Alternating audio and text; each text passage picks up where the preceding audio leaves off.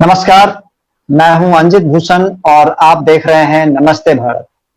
नमस्ते भारत के इस डिबेट में हमारे साथ कई मेहमान जुड़ेंगे।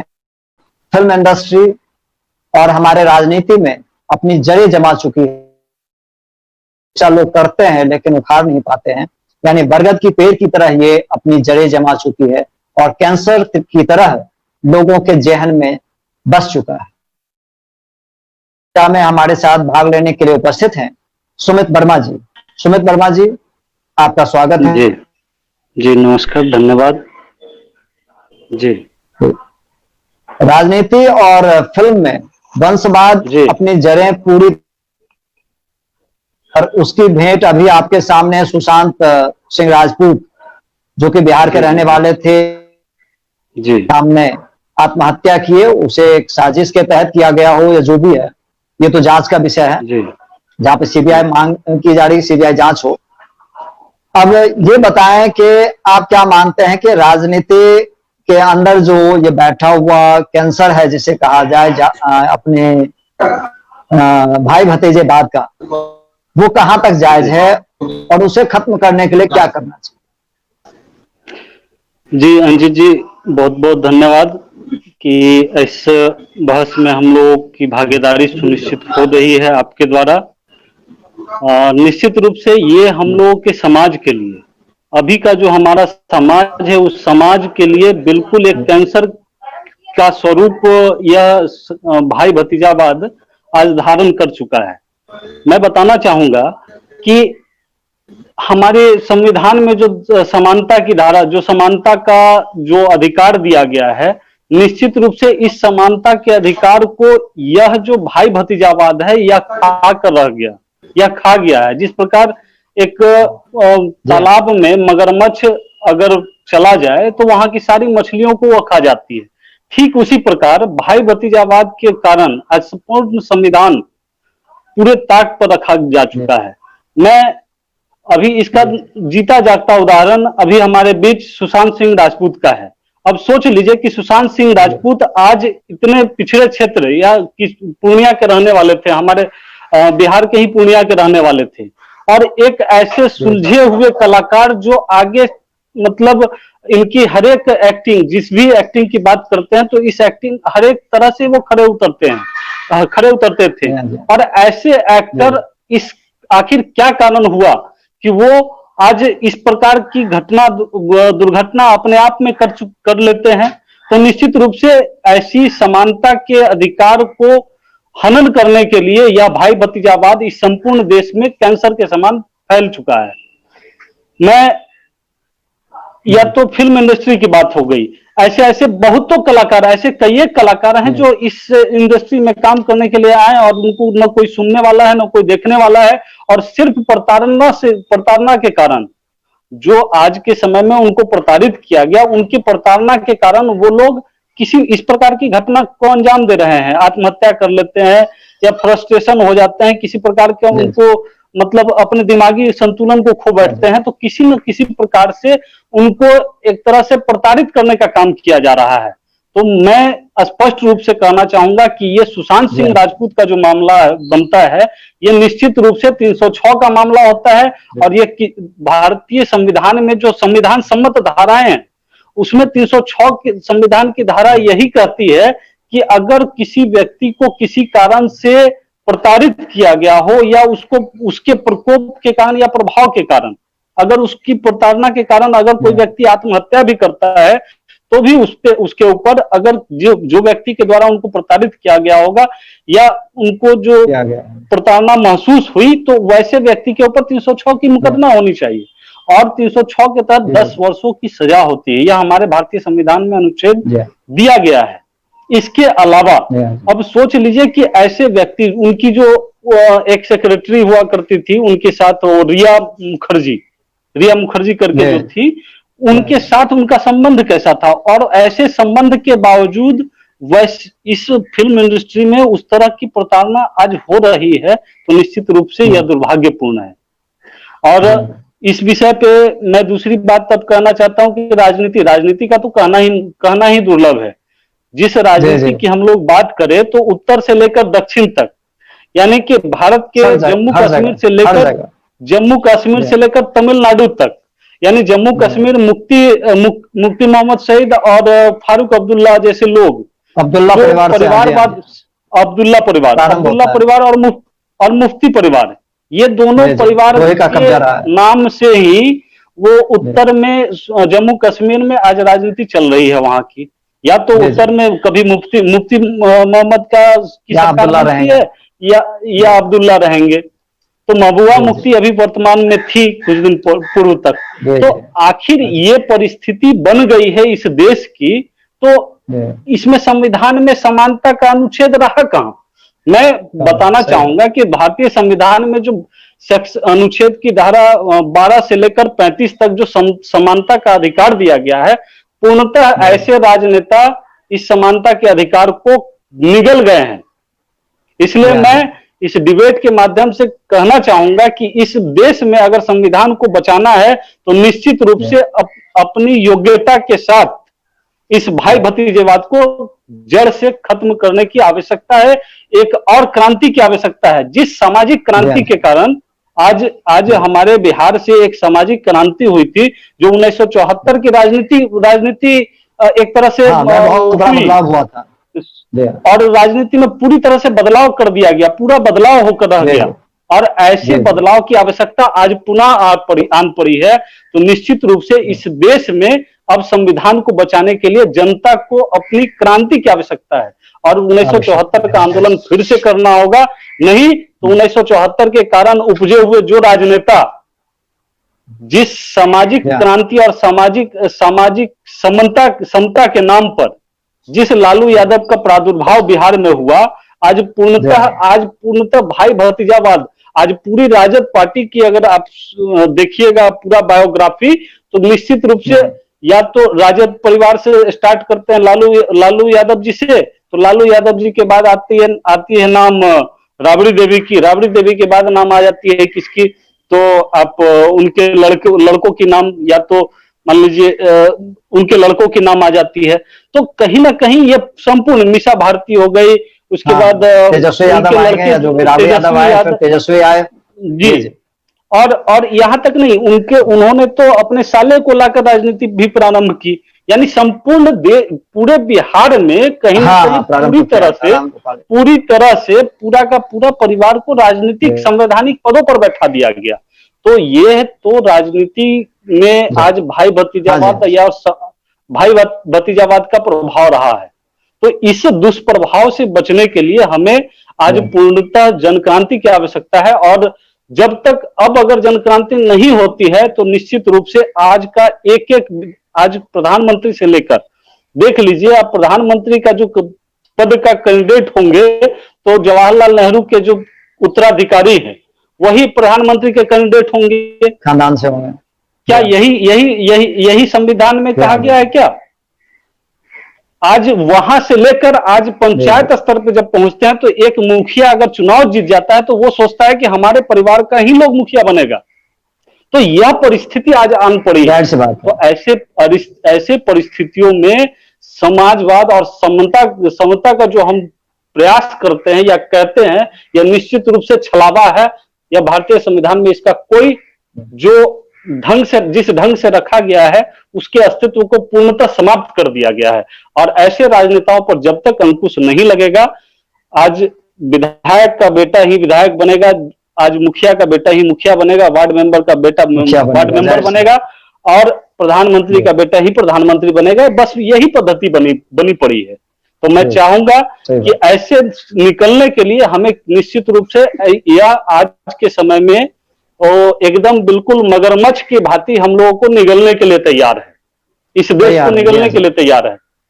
मैं यही कहना चाहूंगा। नेहरू खानदान अगर लिया जाए, नेहरू खानदान का बच्चा अगर अच्छा हो या ना हो, लेकिन वो राजा बनेगा, ये वहां से फिक्स करके आया गया है।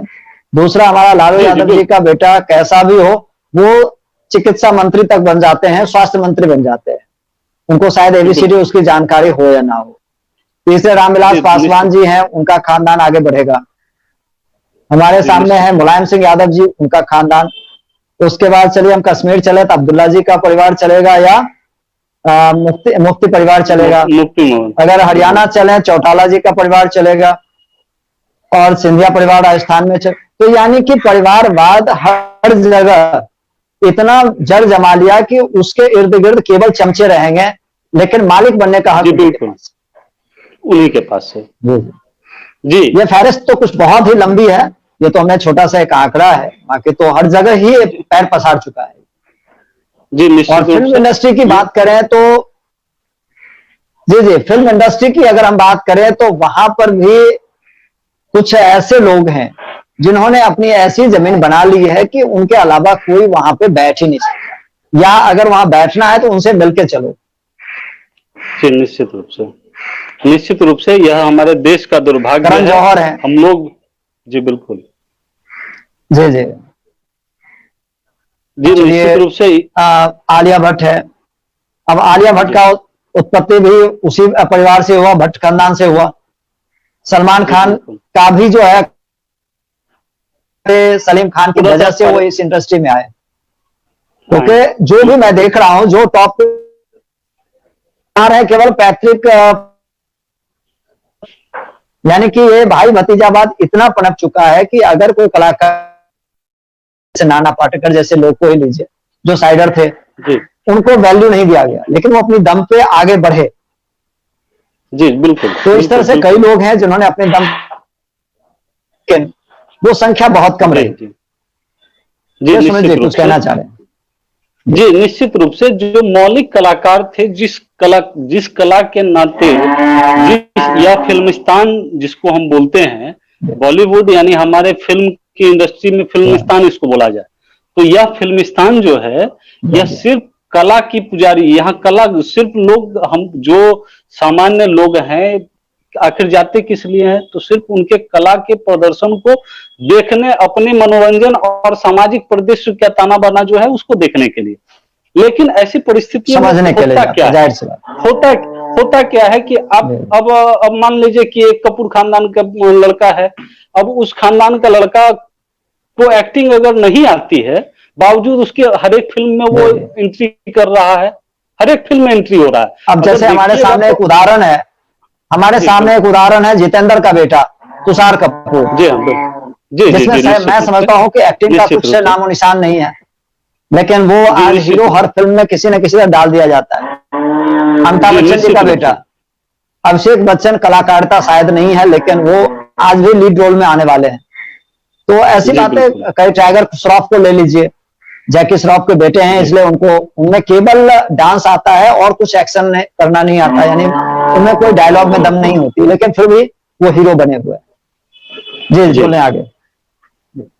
जी तो यही मेरा कहना है कि जिस कला के कारण इस फिल्मिस्तान का नाम आज हुआ है, और उस कला नाम मात्र की चीज उस व्यक्ति के अंदर न हो, बावजूद बार बार उसको परोसा जा रहा है, तो कहीं ना कहीं ये हमारे और आपके साथ, हमारे और जितनी जो जनता है, आम जनता है, उस जनता के साथ खिलवाड़ किया जा रहा है। कहीं ना कहीं उनके समय और उनके संसाधन का अनुपयोग, उनका समय और संसाधन दोनों के दोनों लगाते हैं, तब जाकर वो फिल्म देखते हैं। और जब फिल्म में आप कला नहीं कर पाए और उस कला का जो रिजल्ट है वो हमको नहीं मिल पाया, और बार बार उसको आप रिपीट करते चले जा रहे हैं, तो निश्चित रूप से ये आप प्राइवेट लिमिटेड कंपनी जिसको कहते हैं ना कि प्राइवेट लिमिटेड कंपनी है, तो प्राइवेट लिमिटेड कंपनी और लिमिटेड लोगों के लिए ही रखे हैं। ये सार्वजनिक तौर पे इसको फिल्मिस्तान नहीं कर सकते। ये भारत का प्रतिनिधित्व करने वाला बॉलीवुड अगर होगा तो शायद अभी के समय में उस बात को नकारने की ही आवश्यकता है, क्योंकि जब हमारा जो कंट्रीब्यूशन है उस हमारे कंट्रीब्यूशन को अगर लोग, फिल्म इंडस्ट्री कई बार हमारे जी दर्शकों की भावनाओं को बदलने का भी प्रयास ये फिल्म किया है कि लोगों को अब वो बातें जो गांव की चीजें थी, अब गांव की चीजें दिखाई नहीं जाती। जी हाँ, माहौल पाश्चात्य संस्कृति फिल्मों के द्वारा हो रहा है। अभी तक तो कुछ सीरियल्स चलो गांव की बातों को लेके, अल्ट बालाजी और एकता कपूर का राज हुआ है, तब से जो है ये फिर पाश्चात्य संस्कृति की ओर ये टीवी सीरियल से भी जाने लगे हैं। यानी दूरदर्शन से इसको कॉमर्शलाइजेशन करके पाश्चात्य संस्कृति का पूरा का पूरा विस्तार होने लगा जी। कहीं जरूर गलत है और इस पे मैं समझता हूँ सेंसर को ध्यान देने की आवश्यकता है। निश्चित रूप से ये मेरा भी मानना है कि कहीं ना कहीं फिल्म जो है वो समाज का आईना है, और वैसे अगर आप उसमें उसको भरमा देते हैं तो निश्चित रूप से सामाजिक ताना बाना बिखर जाता है और उसमें आप अपनी बहुत बड़ी भूमिका निभा रहे हैं। तो अगर ऐसा परिस्थिति बन रहा है तो कहीं ना कहीं यह फिल्मिस्तान दोषी है, और इस सब के जड़ में कहीं ना कहीं बात सिर्फ वो फिर वही आ जाती है कि जब आपके अंदर गुण नहीं होगा और आपके अंदर जब उस कला नहीं होगी, जब आपके अंदर गुण नहीं होगा और आपको प्रमोट किया जाएगा, जब आपके अंदर आप बिना गुण के आपको हर एक फिल्म मिलता रहे, तो न आप उस फिल्म में अपना प्रदर्शन कर पाएंगे और न ही आप अन्य लोगों को, जो पब्लिक आपको देखने जाती है, उसका एंटरटेन कर पाएंगे और न ही समाज में कोई छाप छोड़ पाएंगे। जरा सोचिए कि हम लोग ऐसे पद्धति में, मतलब जिस हम लोग की जो जीवन शैली है, आज बिहार में हम लोग देखते हैं एक आपको क्या कहते हैं, अभी बिरसा मुंडा है, ठीक है, इसके बाद आपको मंडन मिश्र जी हैं। तो मंडन मिश्र जैसे लोगों की जब कहानी और लोक कथा को हम लोग सुनते हैं तो सुनने के बाद अंदर से एक मतलब जो आह्लाद निकलना प्रारंभ करती है कि वैसी परिस्थिति समाज वैसा भी था। कितना मतलब सजीव चित्रण उन लोगों ने इस कला के माध्यम से किया है। तो ऐसा सजीव चित्रण आज के समय में तो समाप्त हो चुका। क्यों? आपके अंदर गुण नहीं होगा, आपके अंदर क्वालिटी नहीं होगी और उस क्वालिटी को आप सही रूप से प्रदर्शित नहीं कर पाएंगे, तो फिर इसका स्तर कहां रहा?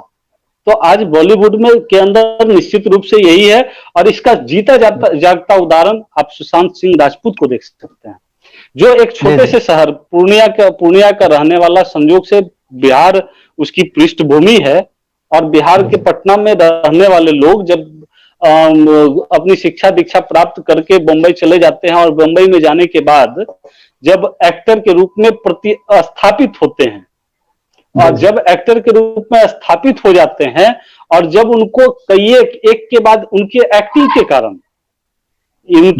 के कारण एक के बाद एक फिल्म में उनको अवसर मिलने लगा, और जब अवसर मिलने लगा तो लोगों वहां जो बैठे मठाधीश जिसको बोलते हैं, तो वहां बैठे मठाधीशों के द्वारा देखिए किस प्रकार का कुकृत्य और षड्यंत्र किया गया।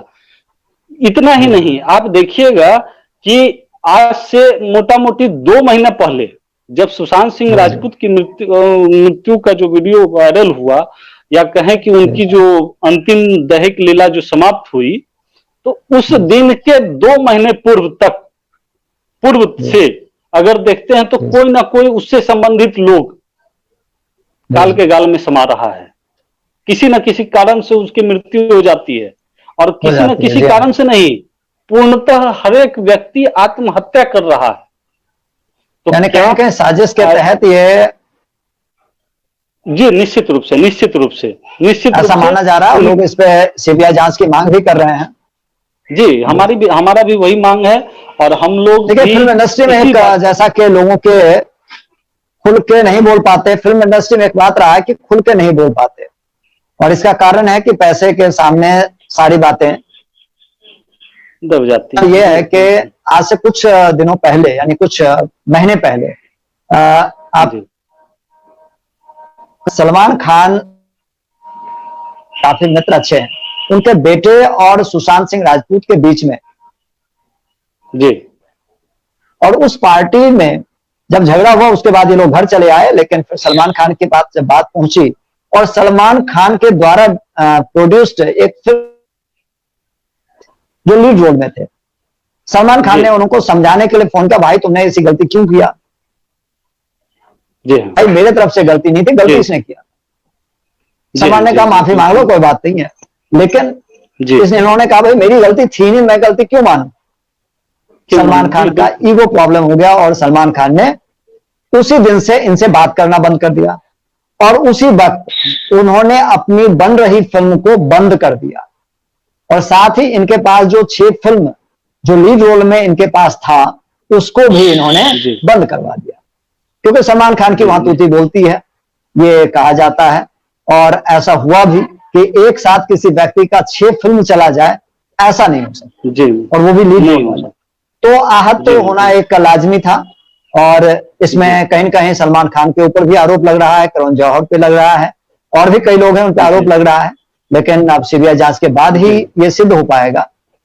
लेकिन मैं ये कहना चाहूंगा आपसे, मैं जानना चाहूंगा कि अब जनता क्या करे, क्योंकि वो तो परोसेंगे अपने बेटे को, अपने भतीजे को, अपने बेटियों को कि भाई जाओ तुम डांस करो या फिल्म में आओ, तो ये जो बाहरी लोग को प्रमोट करेंगे नहीं वो, तो इसके लिए जनता क्या करे, यानी दर्शक क्या करे, जिससे कि ये बाहर के लोगों को, जो कलाकार हैं, असली कलाकार हैं, उनको प्रमोट कर पाए, ये बताएं। जी अंजू जी, ये तो बहुत ही आपने जो प्रश्न हमारे ऊपर दागा है, यह बहुत ही दुविधापूर्ण और कहा जाए कि इस प्रश्न के जवाब का उत्तर सिर्फ इतना होता है कि हम लोगों को, अब हमने पहले ही कहा कि यह निश्चित रूप से इस बॉलीवुड को, जो हम भारत सेंसर बोर्ड जो होती है, उस सेंसर बोर्ड को और हम बॉलीवुड को, दोनों को अलग अलग चीज से देखें। हमने इसीलिए पहले कहा कि एक प्राइवेट लिमिटेड कंपनी के तौर पे उसको अब माना जाए, क्योंकि जब बॉलीवुड की हम जब बात करते हैं तो वैश्विक स्तर पे हमारा एक हॉलीवुड आता है, फिर नाम आती है बॉलीवुड। बॉलीवुड मीन्स इंडिया का रिप्रेजेंटेशन ऑफ इंडिया। हाँ तो कहीं ना कहीं बॉलीवुड मीनिंग दिमाग में हम लोगों का बस यही खटकता है कि ये भारतीय प्रतिनिधित्व है। बॉलीवुड मीन्स भारत का प्रतिनिधित्व करता है। जी हाँ, भारत का प्रतिनिधित्व अंतर्राष्ट्रीय स्तर पे, और कहीं ना कहीं बहुत बड़े स्तर पे इस चीज को हम लोग सपोर्ट भी करते हैं। अगर बॉलीवुड की बात आती है तो हम लोग मानते भी कि ये बॉलीवुड मीन्स ये हमारे इंडिया का अपना कहीं ना कहीं अपना जुड़ाव मानते हैं उसको। तो आज का समय जो बन गया है, अब जो परिस्थिति बन गई है कि ऐसे कला और कलाकार का जब दमन होगा तो निश्चित रूप से हमें सोचने की आवश्यकता है कि जब छोटे शहर के एक्टर्स को, जब छोटे शहर की प्रतिभाओं को जब महिमा मंडित करने की जगह उनके साथ दुर्व्यवहार ही नहीं, उनकी हत्या तक की नौबत अगर बन जाती है, तो निश्चित रूप से हमें, मैं पूरी जिम्मेदारी से कहना चाहूंगा कि ऐसे संगठन, ऐसे संस्थाओं का बायकॉट करना चाहिए और हमें ऐसे चीजों को जो परोसते हैं उनसे अपने आप को दूरी बना के रखनी चाहिए। आज भी भारत में कई एक फिल्म है, आज टॉलीवुड है, आज भोजपुरी फिल्म इंडस्ट्री है भारत में, तो ऐसे कई एक फिल्म स्थान हैं जिसको हम लोग देख सकते हैं, जिससे हम लोग मनोरंजन के लिए हम लोग जाते हैं। फिल्मी दुनिया से सिर्फ फिल्म में हम लोग चले जाएंगे तो फिल्म से हमारा जीवन यापन नहीं चलने वाला है। हम अपने एंटरटेनमेंट के लिए हॉल में जाते हैं और अपनी कमाई का पैसा उधर खर्च करते हैं। तो निश्चित रूप से कहीं ना कहीं हमें उसका उपयोग वैसे जो ये तो रही फिल्म कला है वैसे, जी जी निश्चित जी।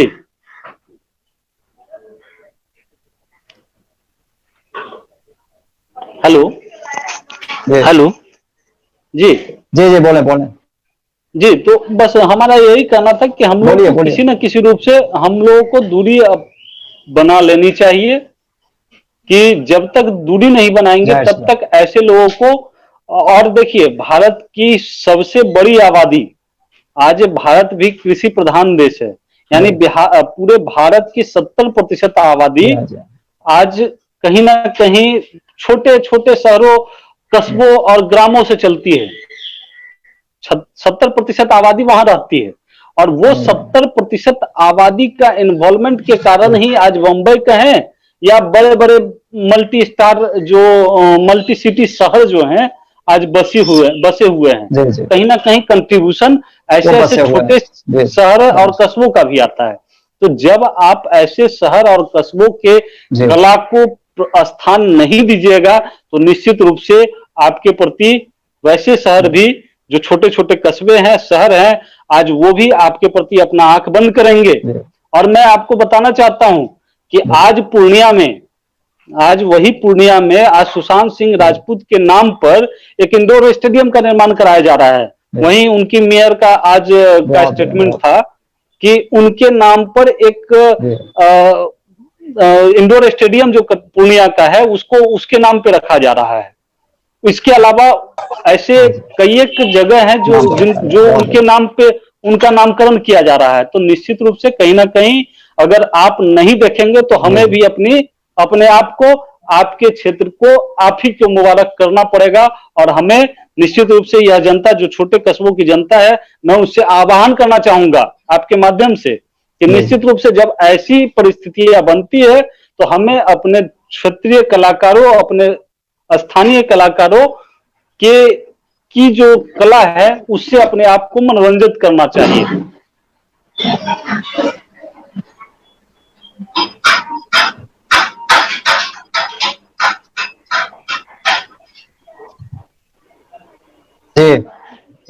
जी। और अब हमारे बीच आ चुके हैं शालिनी जायसवाल, शांति जायसवाल जी। मेरी आवाज आ रही है आपके पास? जी बिल्कुल आ रही है।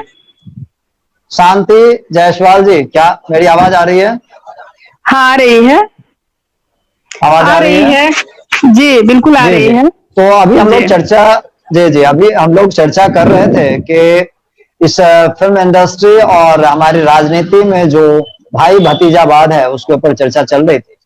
तो आप बताएं कि भाई भतीजावाद हमारी जो राजनीति में है उसको हम कैसे समाप्त कर पाएंगे, यानी कि जनता कैसे उससे अपनी दूरी बना पाएगी? देखिए ये इसके लिए तो हम लोगों को, जी आवाज आ रही है मेरी? हेलो। जी हाँ जी हाँ जी हाँ जी हाँ बोले, जी हाँ बोले। मेरी आवाज आ रही है मेरी? जी हाँ जी हाँ। हेलो। जी हाँ आवाज आ रही है, बोलिए। इसके लिए इसके लिए तो हम लोगों को बहुत संघर्ष करना पड़ेगा। और हाल में ही जो इस नेपोटिज्म भाई भतीजेवाद के चलते जो इतना जो बिहार का लाल हम लोगों ने खोया है, सुशांत सिंह राजपूत, जो कि कहीं से भी अगर आप देखेंगे कि वो शख्स सुसाइड कर सकता है तो आप जो है, आपको खुद भी आदमी कहता है ना खुले आंखों से, अगर आप बंद आंखों से भी देखेंगे तो भी आपको विश्वास नहीं होगा कि वो जो है सुसाइड, वो आत्महत्या किए हैं। उसका एक आप बहुत सारा उसका पहलू है। पहला पहलू तो यह है कि वो शख्स जो कि आईआईटी का एग्जाम, हमको लगता है कि वर्ल्ड का टफेस्ट एग्जाम में से वो आता है। आईआईटी जेईई मेंस का एग्जाम जो भी बच्चे अभी प्रिपरेशन कर रहे हैं और जो भी मेरी बातों को सुन रहे होंगे वो जरूर इसको एग्री कर रहे हैं, क्योंकि मेरे भी घर से बच्चे इसमें हैं, इसलिए मैं जो है इसको बोल सकती हूँ। तो वो शख्स ऑल ओवर इंडिया में 7th रैंक लाया जेईई मेंस का। उससे ज्यादा कोई फ्रस्ट्रेशन हो सकता है दुनिया में? इतना हार्ड वर्किंग मैन, उसको कितना भी बड़ा पहाड़ भी टूट जाए ना, फिर भी वो आदमी आत्महत्या नहीं कर सकता है। लोगों को बर्दाश्त नहीं हुआ, लोगों को बर्दाश्त नहीं हुआ कि यह जमीन का आदमी अपने मेहनत के बलबूते चांद पर जमीन खरीद लिया। और इसी भाई भतीजेवाद, इस नेपोटिज्म के वजह से हम लोगों ने बिहार के लाल को खोया है। और इसके लिए हम लोग संघर्ष कर रहे हैं। आप लोग मीडिया के माध्यम से इसको जो है ज्यादा से ज्यादा आप लोग प्रचार प्रसार करें कि न्याय मिले, और न्याय मिलना चाहिए, क्योंकि तमाम जितने भी यूथ हैं, विशेषकर जो है जेईई मेंस के जो स्टूडेंट हैं, इससे बहुत प्रभावित हैं, आघात है। कई बच्चों ने सुसाइड भी कर चुका है इस वजह से। तो भाई भतीजावाद और नेपोटिज्म से जी छूट के लिए उससे जो है हम लोगों को बहुत संघर्ष करने की आवश्यकता है, और करेंगे, जरूर करेंगे। जी जी, इस दर्दनाक घटना के लिए जरूर सभी लोग आहत हैं। सुमित वर्मा जी, अब ये राजनीति के अंदर जो जड़ जमाए हुए हमारी जो नेपोटिज्म है उसके समापन के लिए क्या लोग कर सकते हैं? क्योंकि ये तो समाप्त करने को देखिए, जिसका बेटा बड़ा हुआ तो वो चाहता है कि मेरी पुश्तैनी सिस्टम है उसको वो फॉलो करे, लेकिन वो योग्य नहीं है तो उसे हटाने का काम तो जनता कर सकती है ना। जी निश्चित। तो जनता कैसे करे? निश्चित रूप से मैंने पहले भी कहा कि अब वैसी जन क्रांति की आवश्यकता आन पड़ी है, क्योंकि आज एक मुख्यमंत्री का बेटा चाहता है कि मैं मुख्यमंत्री बनूं, एक विधायक का बेटा चाहता है कि मैं विधायक बनूं, आज विधायक भी चाहते हैं कि मैं विधायक ही, मेरा बेटा अगर जो है वो विधायक ही बने। यह दोनों तरह की परिस्थिति है, खुले तौर पे कहता हूं। तो एक वार्ड मेंबर का लड़का भी, वार्ड मेंबर भी चाहता है कि हमारा लड़का वार्ड मेंबर ही बने, मेरा बेटा उस पद पे आ जाए, कम से कम उस पे तो आ ही जाए, उस पद पे तो आ ही जाए। मतलब राजनीति, वो आप राजनीति कर रहे हो या नहीं न कर रहे हो, लेकिन आप उस पद पर आ जाएं। तो यह गुण जब तक यह समाज में रहेगा तब तक हम एक अच्छे राजनेताओं को नहीं ला पाएंगे, और वो दूरी जो है समाज में, वो दूरी पटती चली जाएगी। और जब दूरी पड़ती चली जाएगी, लेकिन कहीं ना कहीं हमें देखने को मिला है जी, हमने उदाहरण है, अब तो कांग्रेस का पूर्ण कब्जा रहा है, पूरे देश पे रहा है, और आज के समय में कांग्रेस सत्ता से बाहर हुई है और पूर्ण, जैसे कहा जाए कि विपक्ष में बैठने की स्थिति भी नहीं रही है। तो ये भी कहीं ना कहीं जनता के समझ में। दूसरी तरफ अगर चला जाए, हम उत्तर प्रदेश की ओर चलें, वहां भी हम देख रहे हैं कि कहीं ना कहीं ये, क्योंकि उत्तर प्रदेश में हमारे पूर्ण जो वर्चस्व था वो समाप्त हुआ। तो यहाँ भी परिवार हो, भाई हो, भतीजा हो, बेटा हो, यही था। लेकिन वहां भी कहीं ना कहीं जरूर उसे कमी तो आई है, लेकिन पूर्ण रूपेण कमी हम नहीं कहेंगे, क्योंकि अभी बहुत वक्त है इसको सुधरने में। जी निश्चित रूप से, अगर डाउन जरूर हुआ है, जी निश्चित रूप से सुधार तो हुई ही है। और इसी सुधार में हम लोग कह सकते हैं कि चाय बेचने वाला अगर इस देश में प्रधानमंत्री बन सकता है, तो यह कल्पना 2014 के पूर्व में शायद नहीं कर सकते थे हम लोग, नहीं की जा सकती थी, और न हम लोग। तो जरूर उदाहरण तो जरूर प्रस्तुत हुआ है, तो ये निश्चित रूप से एक उदाहरण इस देश में है। और कहीं ना कहीं वही बात आज यह भी तय करेगा कि एक अच्छे नेतृत्व से का सबसे बड़ा गुण यह भी है कि हम लोग, जब तक अच्छे नेतृत्व का सबसे बड़ा गुण यह होगा कि आप अच्छे लोगों को लेकर आए। जब भागीदारी अच्छे लोगों की समाज में होगी, जब राजनेता अच्छा नेतृत्व, जो हम लोग जिसको अच्छा नेतृत्व मानते हैं, ऐसे अच्छे नेतृत्व अच्छे लोगों को जब राजनीति में लेकर आएंगे, तो निश्चित रूप से यह दिन भी सुधर जाएगा और यह विगत दिनों की बातें होंगी। लेकिन इसके पूर्व हमें अभी शांति जी ने कहा कि हमें संघर्ष की आवश्यकता है, और निश्चित रूप से हर एक क्षेत्र में इस भाई भतीजावाद, इस वंशवाद की राजनीति से हमें संघर्ष की आवश्यकता है। और जब तक हम लोग इस संघर्ष में भागीदार नहीं होंगे, अपनी बातों को खुलकर नहीं रखेंगे, जब यह देश का नेतृत्व हमें एक अच्छी भागीदार, अच्छे राजनेताओं को नहीं चुनकर लाएगा सामाजिक क्षेत्र में, तब तक इस राजनीति और इस वंशवाद की जो परंपरा है, इसको हम लोग नहीं हटा सकते हैं, कुछ नहीं कर सकते हैं।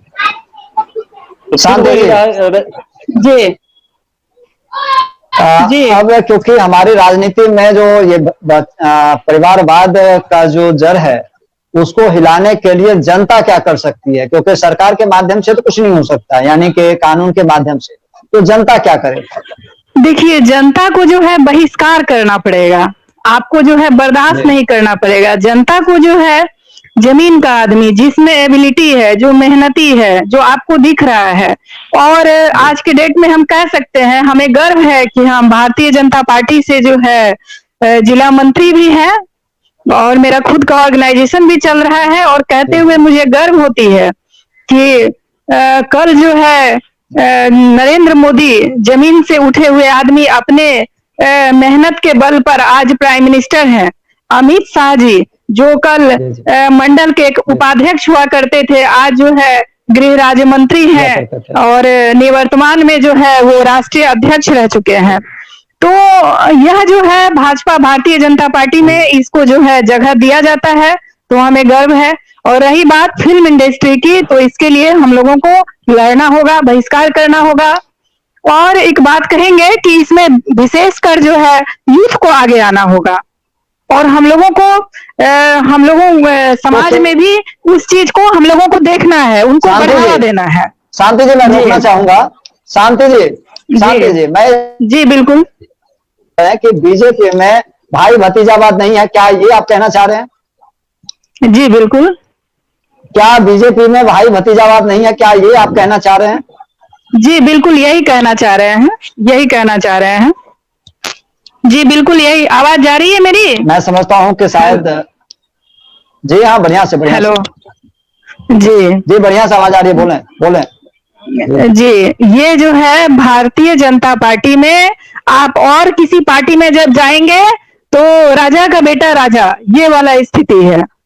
आप देख रहे हैं ना, ममता बनर्जी भी जो है, उसके पीछे अगर उसका बेटा नहीं है तो उसका भतीजा तैयार है, लेकिन दूसरा कोई नहीं आ सकता है, चाहे वो कितना भी उसमें एबिलिटी रहे, मेहनती रहे, वो उस योग्य हो, लेकिन वो नहीं आ सकता है, उसका भतीजा उसके लिए तैयार है। देखिए, लालू कहीं न यादव जी कहीं के बाद जो है बीजेपी में भी कहीं न कहीं भाई भतीजावाद आपके प्राइमरी लेवल पे जरूर है, ये पाया गया है।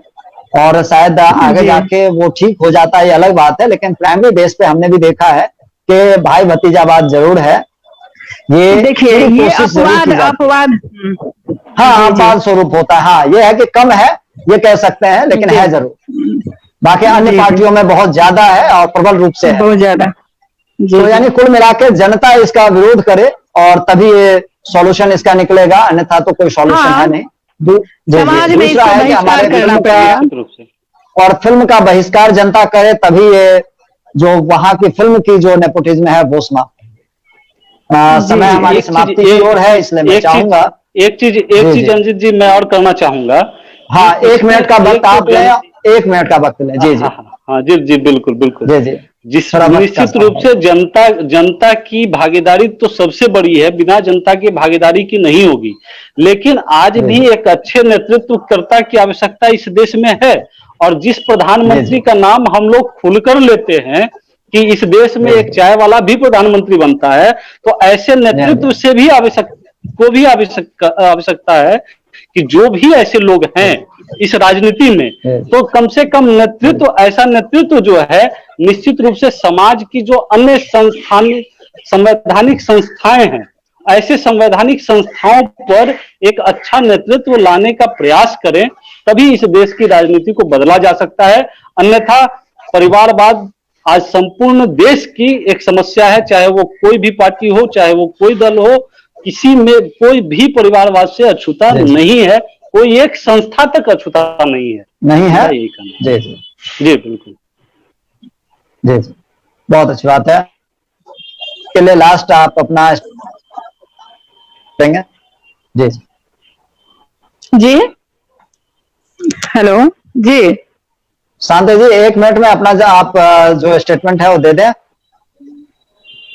जी। इस भाई भतीजावाद को समाप्त करने के लिए क्या करें? देखिए, भाई भतीजावाद समाप्त करने के लिए आप लोग जो ये बात कहे हैं, हम इसमें जो है विरोधाभास मेरा बहुत ज्यादा नहीं है, लेकिन हम ये कहेंगे कि हम लोगों को जो है बढ़ चढ़ करके बहिष्कार करने की जरूरत है, कि भाई जो मेहनती है, जो जमीन से है, जिनमें योग्यता है, उनको आप जगह दीजिए और हम उनको देखेंगे। आज तो बहुत बड़ा प्लेटफॉर्म नेट बन चुका है, अगर हम आपको देख पा रहे हैं, हम आपको देख पा रहे हैं, अगर हम लोग एक दूसरे को जान पा रहे हैं, तो वो नेट है और उसको जो है जगह देंगे हम। जी जी, निश्चित रूप से शांति। बहुत अच्छी बात है।